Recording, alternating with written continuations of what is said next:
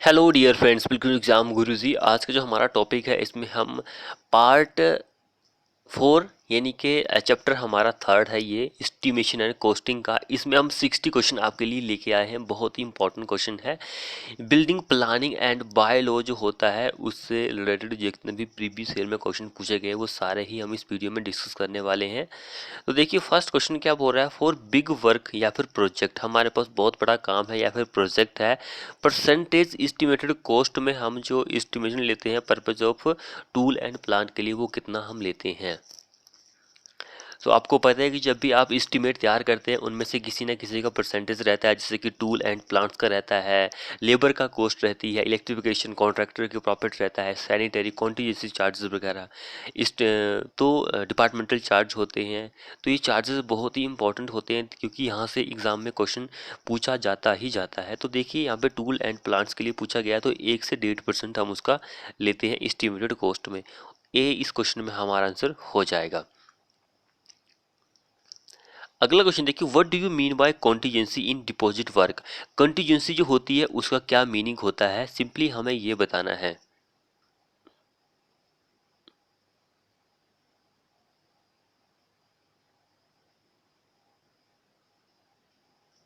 तो कॉन्टीजेंसी का चार्जेस की अगर हम बात करें 3 से 5% इसका चार्जेस जो होता है एस्टिमेटेड कॉस्ट में ऐड करते हैं। और इसका क्या मीनिंग होता है, incidental changes of miscellaneous character that can't be classified under sub head what cost it added. Cost add की जाती है लेकिन उसमें कोई भी क्लासिफाइड नहीं किया होता है कि किस लिए चाहिए, क्यों चाहिए। तो सी इस क्वेश्चन में हमारा आंसर हो जाएगा। अगला क्वेश्चन देखिए, in contractual payment are a will mean, are a will जो होता है उसका क्या मीनिंग होता है। आर ए विल होता है उसका क्या मीनिंग होता है। तो उसका ये मीनिंग होता है कि मान के चलो कि आपको कोई प्रोजेक्ट मिला है PWD से। तो आप चाह आपका काम जो है अभी लगा हुआ है, आपके काम को ख़त्म होने में अप्रोक्सीमेट मान के चलो कि 1 साल अभी है। तो आपने थोड़ा बहुत काम यानी कि 10% काम आपने कर दिया 100 में से। तो आप बोल रहे हैं कि मुझे थोड़ी बहुत पेमेंट जो है वो मिल जाए।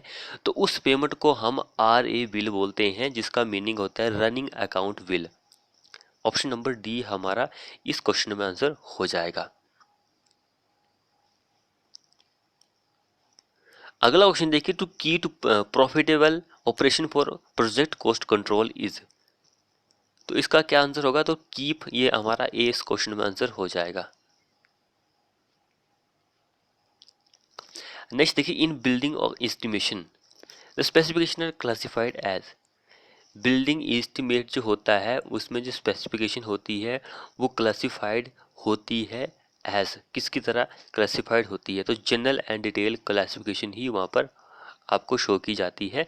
नेक्स्ट क्वेश्चन देखिए, what is the minimum size of drawing room. Drawing room होता है उसका मिनिमम साइज क्या होता है।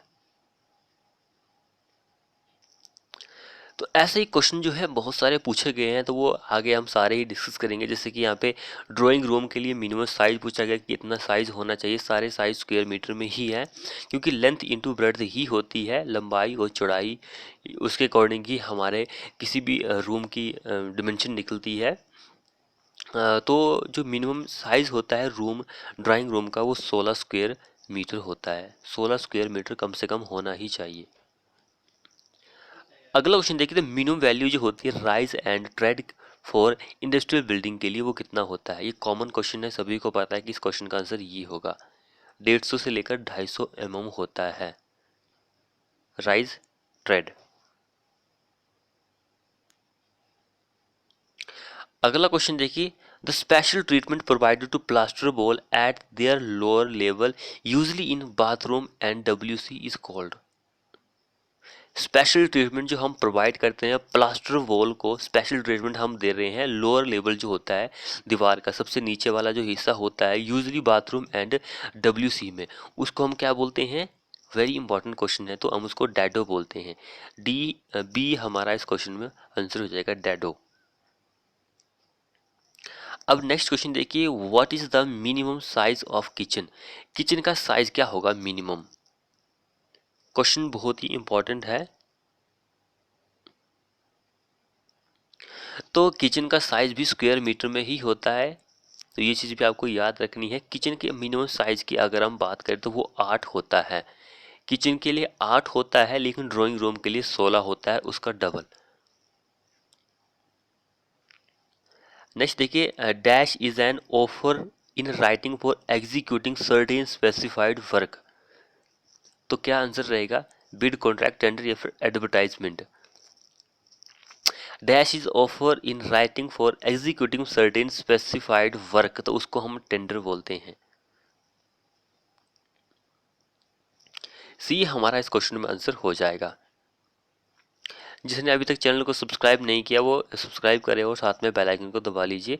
अगला क्वेश्चन देखिए, for which type of contract the contractors agree to execute work with all its contingency for a fix sum के लिए।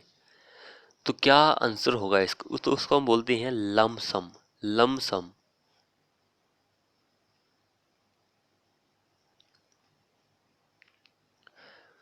What is recorded in nominal rolled part of mustard oil? Mustard roll होता है, उस पर हम क्या record करते हैं? क्या हम उस पर रिकॉर्ड करते हैं? तो हम उसमें डेली अटेंडेंस जो होती है मास्टर रोल में, उसको ही हम एंटर करते हैं, रिकॉर्ड करते हैं।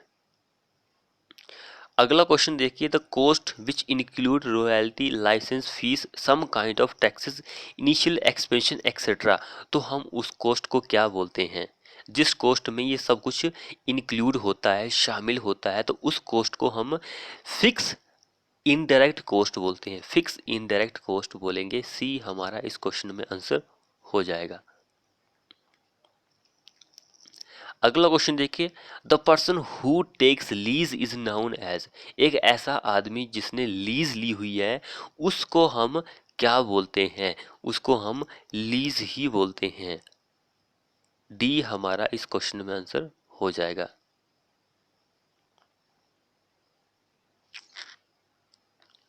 अब ये वाला क्वेश्चन जो है बहुत ही ज़्यादा इम्पोर्टेंट है।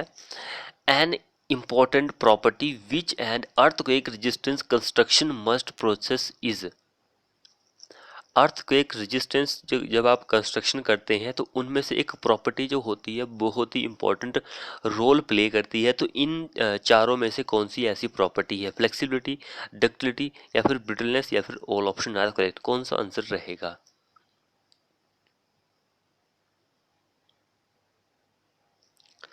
तो जब भी आपको अर्थक्वेक रेजिस्टेंस कंस्ट्रक्शन करनी है या फिर बिल्डिंग बनानी है, कोई चीज़ बनानी है, तो उस केस में हम क्या करते हैं कि जो डक्टिलिटी प्रॉपर्टी होती है उस चीज़ को हम बहुत ही ज़्यादा कंसिडर करते हैं।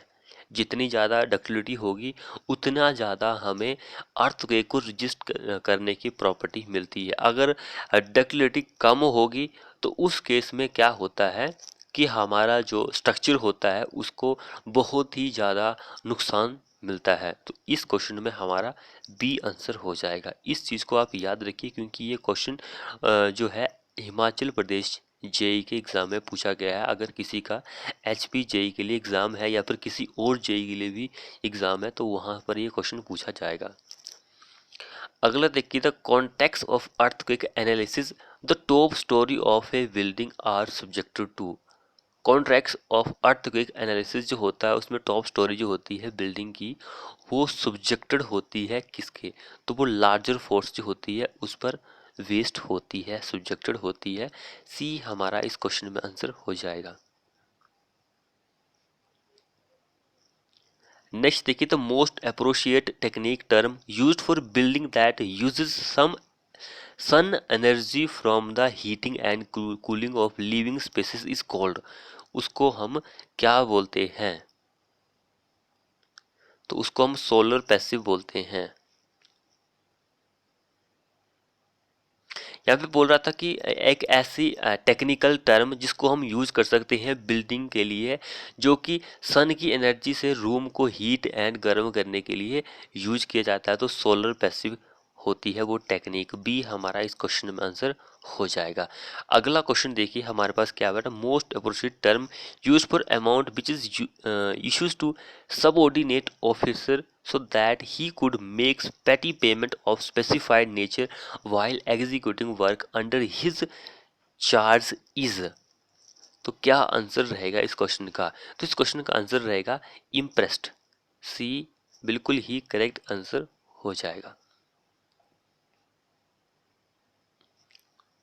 अगला देखिए, यूजेबल पार्ट जो होता है लिवेबल एरिया का बिल्डिंग का, उसको हम क्या बोलते हैं? यूजेबल पार्ट जो होता है कारपेट होता है, जहाँ पर हम जिसको हम यूज कर सकते हैं, बैठ सकते हैं उसके ऊपर। नेक्स्ट देखिए, यूजेबल पार्ट जो होता है लिवेबल बिल्डिंग का, उसको हम कारपेट ही बोलते हैं। नेक्स्ट क्वेश्चन भी आई थिंक सेम ही है। तो नेक्स्ट क्वेश्चन क्या बोल रहा है? लिवेबल एरिया जो होता है रेजिडेंशियल बिल्डिंग का, उसको कारपेट एरिया ही हम बोलते हैं। ए हमारा इस क्वेश्चन में आंसर हो जाएगा। अगला क्वेश्चन देखिए, super built up area is defined as. Super built up area जो होता है उसको हम कैसे डिफाइन कर सकते हैं कि वो क्या है? तो सुपर बिल्ट अप एरिया जो होता है वो इक्वल होता है, किसके इक्वल होता है? Summation of built up plus common area, यानी कि समेशन जो को हम प्लस बोल सकते हैं। Built up area plus common area जो होता है, इन दोनों का जो रेशियो होता है, इसको हम क्या बोलते हैं? सुपर बिल्ट अप एरिया बोलते हैं। सो डी हमारा इस क्वेश्चन में आंसर हो जाएगा। अगला देखिए, as per building bye law 2003, minimum setback जो होता है to be left from all side building for the height above 40 metre up to 45 metre is. तो उसके लिए 16 मीटर हमारा करेक्ट आंसर हो जाएगा।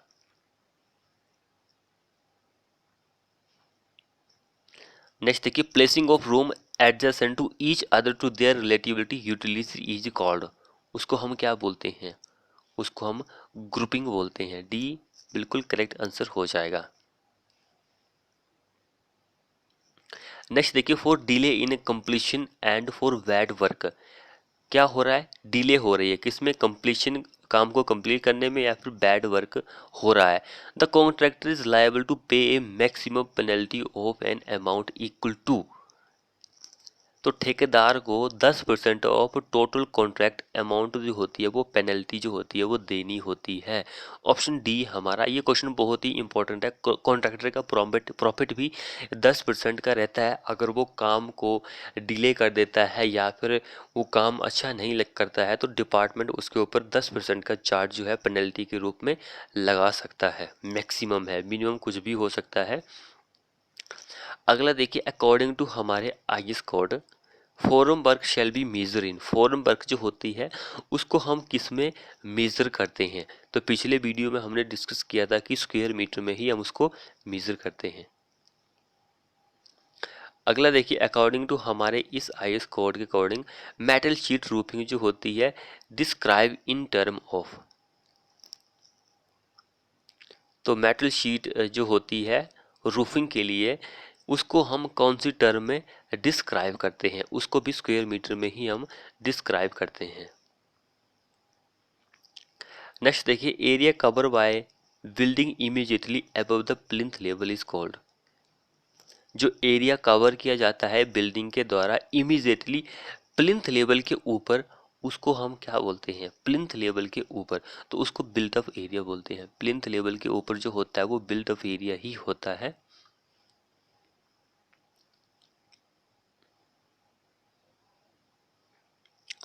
अगला क्वेश्चन देखिए, find the plinth area of building.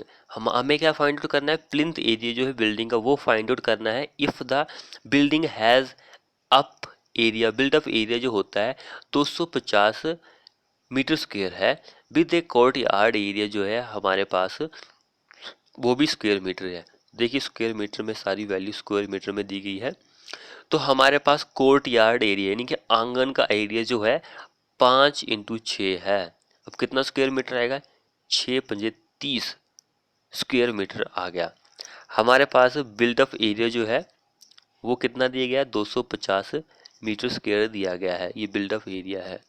तो हमें प्लिंथ एरिया निकालना है कि प्लिंथ एरिया कितना होगा। प्लिंथ एरिया जो होता है वो फाइंड आउट करने के लिए आपको क्या करना पड़ता है? टोटल एरिया निकालना है, उसमें से आपको जो आंगन का एरिया होता है उसको माइनस कर देना है। तो 250 - 30 220 हमारा करेक्ट आंसर हो जाएगा स्क्वायर मीटर।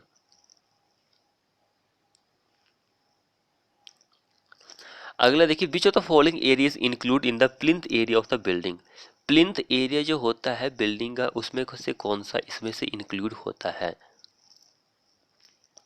तो एरिया ऑफ बरसाती एट टेरेस लेवल, छत के स्तर पर बरसाती का क्षेत्र जो होता है वो इंक्लूड होता है। छत जो होती है आपको पता है कि प्लिंथ एरिया में ही आती है। लोफ्ट वगैरह कॉर्निस जो होता है ये वगैरह नहीं आते हैं। तो बी हमारा इस क्वेश्चन में आंसर हो जाएगा। अगला क्वेश्चन देखिए, prime code is, prime code क्या है? प्राइम कोड इज क्या है?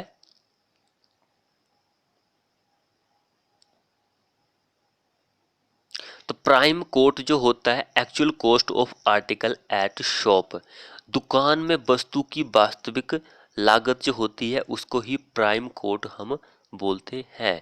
ये हरियाणा के जेई में ये क्वेश्चन पूछा गया था कि मूल लागत जो होती है, प्राइम कोट यानी कि मूल लागत जो होती है वो क्या होती है? तो दुकान में वस्तु की जो वास्तविक वैल्यू होती है, कॉस्ट होती है, उसको ही हम मूल लागत बोलते हैं। अगला क्वेश्चन देखिए, which of the following is included in floor area. Floor area में कौन सा शामिल होता है? जो शामिल होता है सिंपली हमें ये बताना कि कौन सा शामिल होता है। तो क्लियर कवरेज एरिया जो होता है वो शामिल होता है not included, not included, not included floor area में। क्लियर कवरेज खुला क्षेत्र जो होता है फ्लोर एरिया में वो आएगा। दीवार नहीं आती है, सील भी नहीं आती है, डोर की या विंडो दोनों की नहीं आती है। अगला क्वेश्चन देखिए, which of the following area is not included in plinth area of the building. Plinth area में कौन सा जो है वो शामिल नहीं होता है वो हमें बताना है। बरसाती पीछे हमने डिस्कस किया कि वो आती है area of wall at floor level, floor level पर एरिया ऑफ वॉल आता है। कैंटिलीवर टाइप के पोर्चेज में आता है, लेकिन लॉफ्ट जो होता है वो नहीं आता है, not included in plinth area of building में। नेक्स्ट देखिए, which of the following multiplying factor is use for the estimation of lead for carters track के लिए। कार्टर्स ट्रैक जो होता है उसके लिए एस्टिमेशन के लिए मल्टीप्लाइंग फैक्टर जो होता है वो हम कितना लेते हैं? 0.8, 1.1 या फिर 1.2, कितना हम लेते हैं? तो 1.1 हम लेते हैं, यानी कि सी हमारा इस क्वेश्चन में आंसर हो जाएगा। अगला क्वेश्चन देखिए, a fix stipulated the sum of penalty payable by contractor having no relationship with real damage is known as।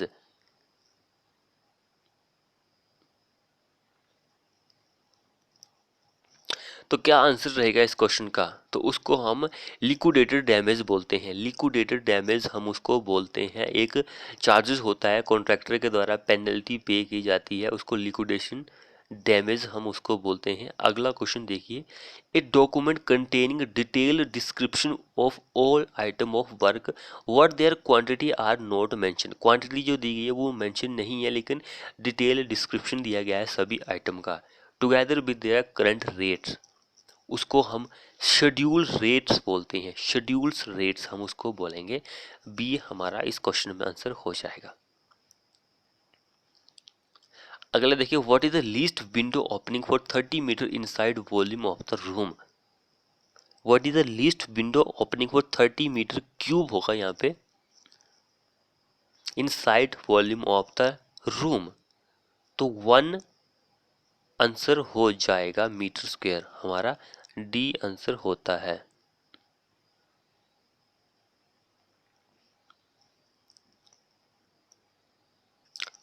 अब पीछे जो हमने क्वेश्चन डिस्कस किया था इसके बारे में थोड़े बहुत पॉइंट्स मैं आपको बता देता हूँ, क्योंकि बहुत सारे लोगों को कन्फ्यूजिंग होगी कि 30 क्यूबिक मीटर के लिए ये 1 क्यों कैसे आ गया। तो ये स्पेसिफिकेशन है, ये स्पेसिफिकेशन हमारे आईएस कोड के अकॉर्डिंग गिवन है कि 30 मीटर के लिए इतना ही होना चाहिए वॉल्यूम ऑफ रूम के लिए। तो ये आंसर होता है, ये स्पेसिफिकेशन है। ऐसे ही कुछ और भी स्पेसिफिकेशन दी गई। अगर आपको विंडो जो होती है उसकी जो चौड़ाई होती है, यानी कि जो विड्थ होती है वो किसके बराबर होती है? तो 1/8 कमरे की चौड़ाई प्लस कमरे की ऊंचाई, 1/8 ऑफ जो हमारा रूम होता है उसकी चौड़ाई प्लस उसकी हाइट जो होती है वो होनी चाहिए। तो इस चीज़ को आप याद रखिए। एंड जो विंडो ओपनिंग होती है उसका आपको क्षेत्रफल एरिया फाइंड आउट करने के लिए बोल जाए, एग्जाम में क्वेश्चन आए, तो वो जो होता है 10 से 20% होता है हमारा जो रूम का क्षेत्र होता है, एरिया होता है उसका। तो इस चीज़ को भी आप याद रखिए, ये स्पेसिफिकेशन है तो इसलिए स्पेसिफिकेशन के अकॉर्डिंग हमारा ये आंसर आता है। अगला क्वेश्चन हम डिस्कस कर लेते हैं। The section of the detail estimate design calculation quantity of work rates and cost of work by the component authority of engineering department is known as, उसको हम क्या बोलते हैं, टेक्निकल सेक्शन हम बोलते हैं, टेक्निकल सेक्शन हम उसको बोलते हैं। अब ये क्वेश्चन हिंदी में दिया गया है। दो स्रोत प्रत्येक 70 डेसिबल ए की आवाज़ पैदा कर रहे हैं तो प्रभावी आवाज़ होगी, कौन सी होगी? इफेक्टिव जो साउंड होती है वो क्या होगी? अगर हमारे पास दो सोर्सेज जो हैं, प्रत्येक सोर्सेज जो है वो 70 डेसिबल ए की साउंड जो है पैदा कर रहा है, तो इफेक्टिव साउंड क्या होगी? इफेक्टिव साउंड जो होती है वो 73 डेसिबल ए होती है। सी हमारा इस क्वेश्चन में आंसर हो जाएगा। अगला देखिए, area of window opening should be about dash of the floor area of the room. अब देखिए ये क्वेश्चन जो है स्पेसिफाइड किया गया है कि इतना होना ही चाहिए। तो यहाँ पे 15% है, मैंने आपको बताया था 10 से 20% होना चाहिए, तो 15% भी हमारा बिल्कुल ही करेक्ट आंसर हो जाता है। तो इस चीज़ को भी याद रखना है। अगर आपको एक चीज़ और है यहाँ पे फाइंड आउट करने वाले की, आपको एरिया पूछा गया है, विंडो का एरिया पूछा गया, तो ये आपको फाइंड आउट करना है। तो 1/8 इंटू हमारे पास जो रूम होता है उसका एरिया जो होता है उसको मल्टीप्लाई कर देंगे, तब भी आपके पास इसका एरिया जो है वो आ जाता है। तो ये भी एक फॉर्मूला बन जाता है। हो सकता है कि न्यूमेरिकल भी आपसे यहाँ ऐसे पूछ लिया जाए, तो इसके बारे में भी आपको पता होना चाहिए। अब नेक्स्ट देखिए, कारपेट एरिया का क्या मीनिंग होता है? कारपेट एरिया का क्या मीनिंग होता है? कारपेट एरिया जो होता है total floor area minus circulation area जो होता है उसको हम कारपेट एरिया बोलते हैं। बी हमारा इस क्वेश्चन में आंसर हो जाएगा। अगला क्वेश्चन देखिए, which of the following is not applicable in contract for as security deposit is concern. तो उसका आंसर ए आंसर हो जाएगा। Amount can be withheld from any contract with the same silent. A हमारा इस question में answer हो जाएगा। Orientation of building means, तो ओरिएंटेशन के बारे में मैं आपको बता चुका हूँ कि हमें ओरिएंटेशन कब हम क्यों करते हैं कि हमें अपनी बिल्डिंग की डायरेक्शन जो होती है उसके बारे में सोचना होता है कि हमें अपनी किचन कौन सी साइड पर रखना है, कौन सी डायरेक्शन में रखना है, बेडरूम कौन सी डायरेक्शन में रखना होता है, ताकि हमें जो नेचर होता है उससे मैक्सिमम बेनिफिट मिल सके। तो देखिए बी इस क्वेश्चन का आंसर हो जाएगा। Fixing the direction of the building for maximum benefit from sun, air and nature. So B हमारा क्वेश्चन में आंसर हो जाएगा। अब देखिए यहाँ पे बोला कि रेजिडेंशियल बिल्डिंग में किचन जो है कहाँ पर प्रेफर करते हैं हम, कौन सी कॉर्नर में, कौन सी डायरेक्शन में। तो मैंने आपको बताया था कि ओरिएंटेशन का मीनिंग ही यही होता है। तो किचन जो होता है साउथ ईस्ट में हम रखते हैं, साउथ ईस्ट में। बी हमारा इस क्वेश्चन में आंसर हो जाएगा। अगला देखिए, bedroom are recommended in north west and south west while planning a residential building because. ये क्वेश्चन जो है ड्राफ्टमैन में पूछा गया था, है सिविल इंजीनियरिंग का क्वेश्चन। देखिए क्योंकि ड्राफ्टमैन सिविल में भी ऐसे ही क्वेश्चन आते हैं। तो बेडरूम जो होता है वो north west W and S south west में रेकमेंड किया गया है। बिकॉज क्यों, क्या कारण है? तो हमें क्या है, प्लेंटीफुल ब्रीज मिल सके समर के टाइम, गर्मियों के टाइम ठंडी ठंडी हवा जो है वो मिल सके, इसलिए हम साउथ वेस्ट में उसको प्रेफर करते हैं।